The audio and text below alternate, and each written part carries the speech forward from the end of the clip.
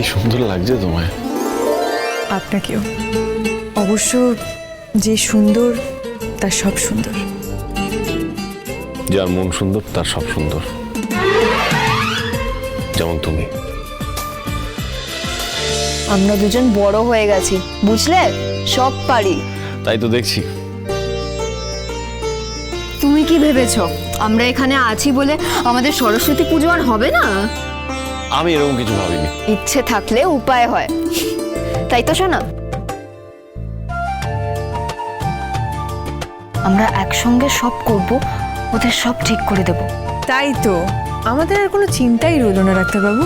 তা তোরা এত সব কিছু এত তাড়াতাড়ি জোগাড় করলি কি করে?